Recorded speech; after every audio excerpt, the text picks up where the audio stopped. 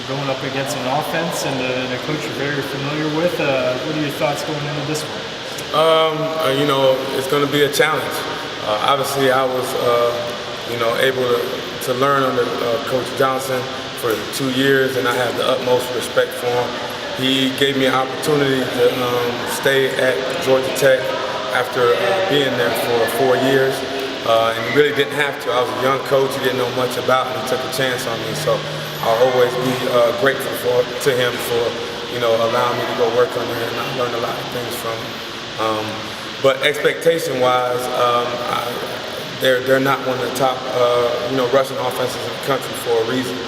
What they do is unique, but they preach toughness and execution in their scheme, and it works for him. And I know he's a guy that believes in what he does and doesn't try to get too cute. He believes in toughness and like I said, out executing people and putting his players in the best position to be successful.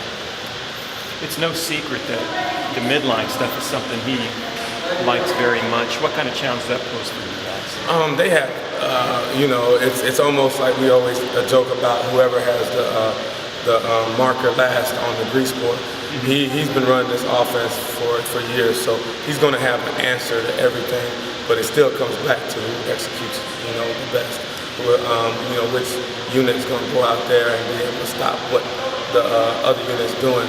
Because, like I said, it looks like a lot of things, but at the end of the day, it's still they have to block us and we have to tackle them, and we have to do a better job than we do with respect to them. How's the week of practice been, and how are guys responding to this challenge? It's been good. Everybody knows the challenge at hand. Like I said, they're one of the best rushing teams in the country and have been traditionally.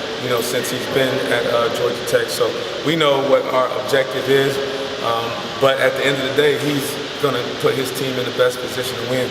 If that means throwing the ball 15 times to put them in position to win, he's going to do that. So we have to still defend what they do. They're going to try to take some shots, over our head, and they're going to do some things that might be out of the ordinary for them to put them in position to win the game.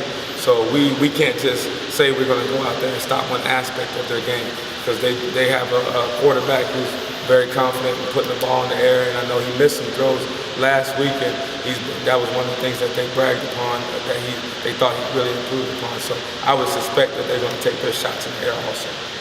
How much does it help having Coach Dr. Beck? It does. The only way it would help is if I remember all the play calls and I knew what was going on. Even practicing against it, like I said, Coach Johnson, he's the one of the best at that option, to ever do it. So he's going to have an answer to what you can do.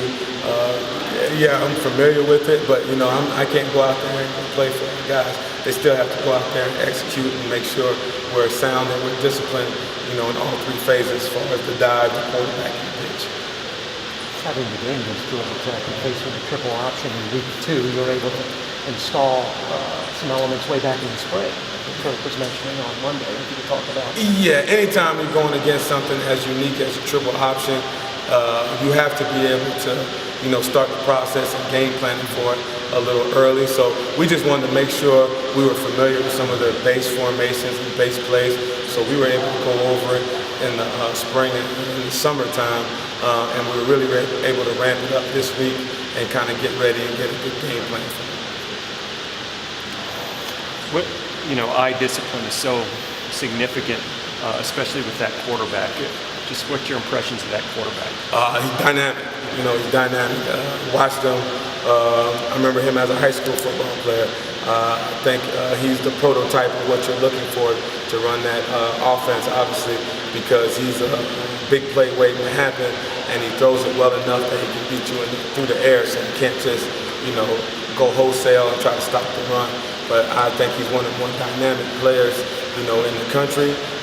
Obviously with his stats last year being a 1,000-yard rusher. So he's going to be a big challenge for us. We're going to have to tackle well. We're going to have eye discipline, like you talked about. But it's still, and Coach Johnson will be the first one to tell you, eye discipline is probably one of the biggest things with defensive players anyway.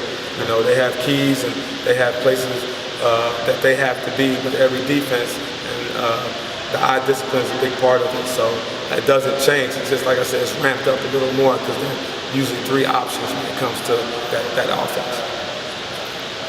And you, one other thing for me, you were able to rotate a lot of bodies up front last week. That's the objective this week, I'd assume. It's always the objective, and and we rotated them with some highs and some lows. We gave up some runs that were uncharacteristic of us and what our expectations were. But it's just like you said, we were able to play a lot more bodies and give them some college experience for the first time. So we're hoping that will be beneficial going into this week. But that's always our plan, is to rotate as many bodies and keep them as fresh as possible.